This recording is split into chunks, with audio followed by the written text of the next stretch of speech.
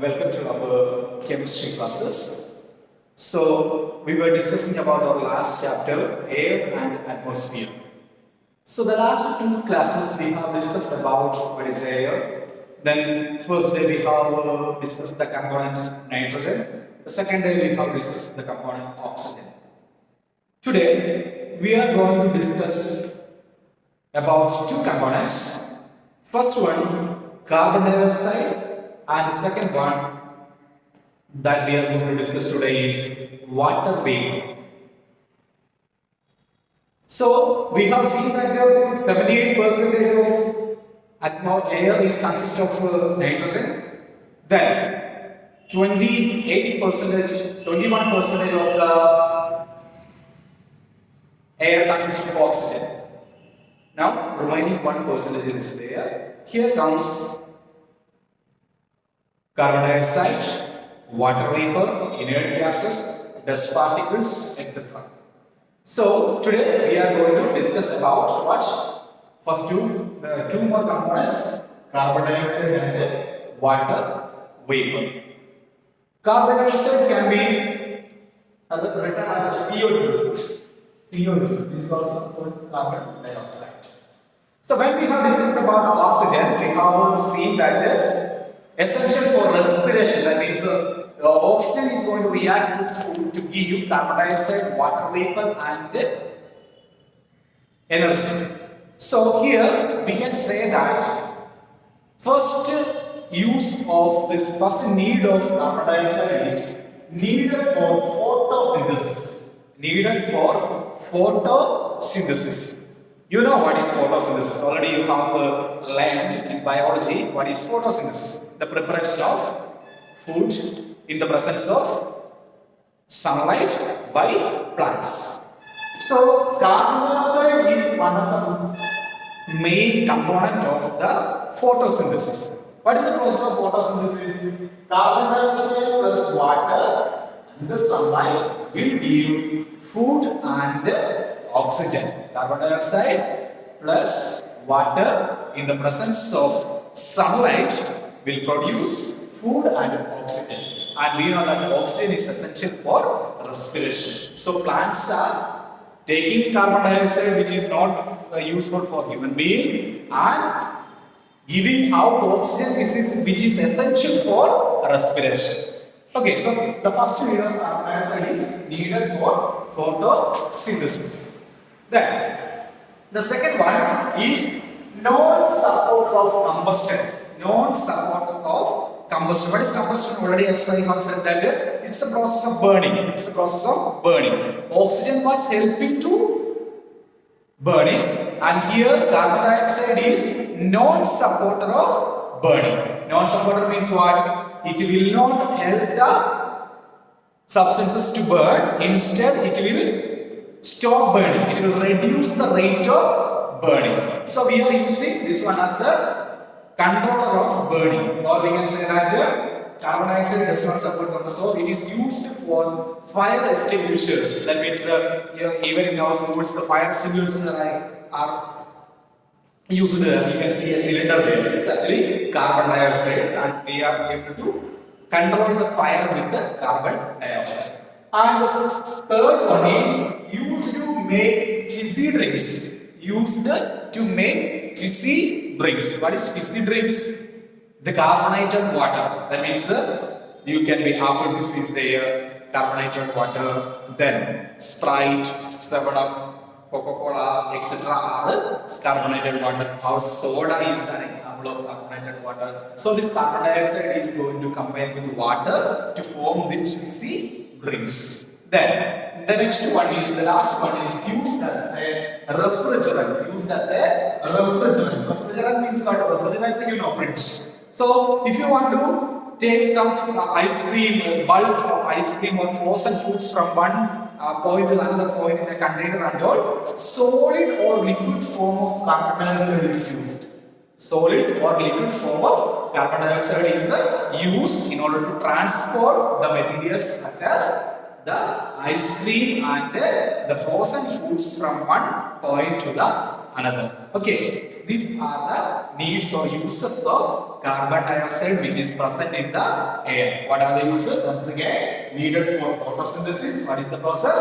The carbon dioxide plus water in the presence of sunlight will give food and oxygen. The second one is non-support of combustion. So it is used in the fire extinguishers. Then used for made fizzy drinks. What is fizzy drinks? Carbonated water, carbonated drinking water. That means examples as I said, RP fizz is there, our 7-Up, Coca-Cola, like that, and normal sodas are example of this one. Carbon dioxide is going to combine with the water. Then the last one is used as a refrigerant. That means if you want to take the frozen food or the ice cream from one place to the other place, like it will be filled with solid or it will be surrounded with the solid or liquid carbon dioxide. Okay. Now the next one is there is one activity is given on page number 71 on your textbook. What is the activity? To show that air contains carbon dioxide. To show that air contains carbon dioxide. So here what we are doing, we are going to take you. Okay, this will be fitted with a cork which is having two walls, and one glass tube is kept inside and another one will be there. It is filled with the what? Which lime water. But do you know what is lime water? Okay, so lime water. Then calcium carbonate is called lime water. Calcium carbonate is mixed with water is called lime water.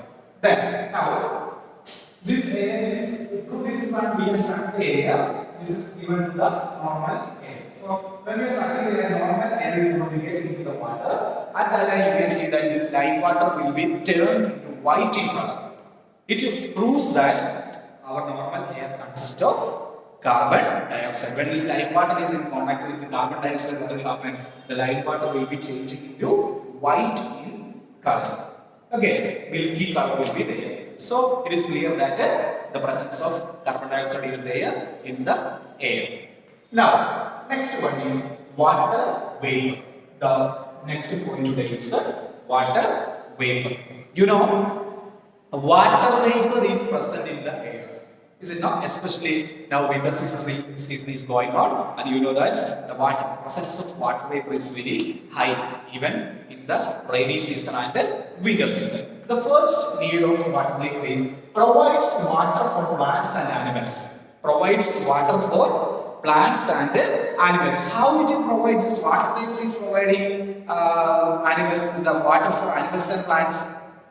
You know, evaporation already we have discussed. What is evaporation? That means when the liquid state is going to be changed into gas state, we know it's boiling point. So we know that the sea water is there, large amount of water, even the river, ponds, etc., lakes, more amount of water is there. When sunlight is inside on this one, already we know that sunlight is consist of already the sunlight is there, like energy plus heat energy also coming from the sun. Using this heat energy, what will happen? The water is going to get evaporated. Evaporated water will be going upside and it is cooled and it will fall down in the form of rain.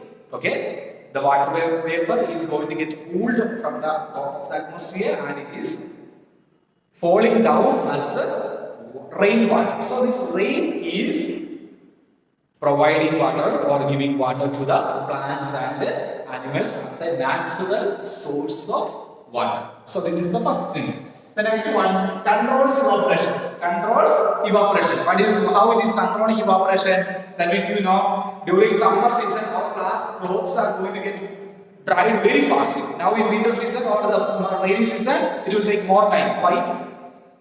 Our clothes are getting dried due to evaporation. Summer season this evaporation is very high because the water vapor presence is very less in the air. But in winter season and rainy season, what will happen? This water, the presence of water vapor is very high in the air, so evaporation rate of evaporation will be very less. It is same in regarding soil also. From the soil, we know that soil, the water content is there. If in the air, the water vapor presence is less, means what? From the soil, more amount of water will be evaporated, and the plants and our crops are going to get dried. So, the presence of water vapor will control the rate of evaporation. Then, the last one, determine climate conditions. Determine climate conditions. As I said, what is climate conditions? Excess water vapor in air produces rain, fog, then snow, etc. Rain, fog, snow, etc. And these things are controlling our climate. These things are controlling our climate. So it's clear that water vapor is only controlling the climate. Even if there is no rain, then the entire the farming everything will be changing. We are not able to cultivate anything. If there is more rain, also same. So this water vapor controls the rain. The rain, everything is controlled by the water vapor, and climate, climate is controlled by the presence of water vapor. Then on page number 72, there is one more activity there to show that air contains water vapor. So what we will do here, we need a beaker, ice cube, cobalt, chloride paper, etc. Okay, so we are going to take a beaker, and the beaker we are going to put some pieces of ice cube. And when the outside of the vessel is not in contact with the air right now. Now, when the ice is going to melt, that is so very cool, the water vapor which is present in the surface of the container, which is in the layer, is going to get cooled and it will change into what?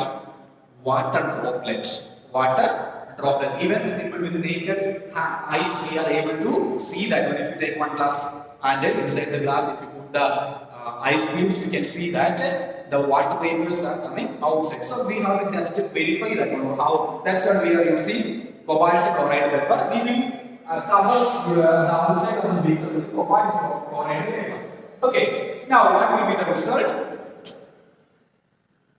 As a result, water vapor in the air condenses the cold surface of the beaker. This proves that means when this vapor is in contact with the water, the cobalt paper will be turned into pink color.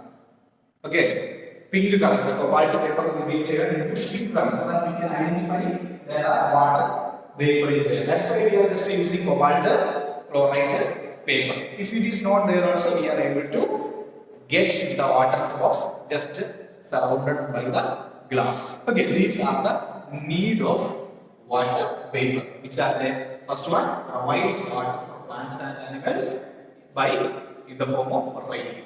Then controls evaporation. That means the water vapor is more in the air, means evaporation will be less. Then determine climate conditions. This water vapor is only controlling rain, fog, snow, etc. So we can say that it is controlled.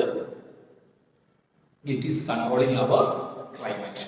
Okay, so this is about today's question. So these points you are seeing on the board, what you have to take an A4 size paper and you have to write down these points and keep it on your test. Okay, and read the question very well. Thank you.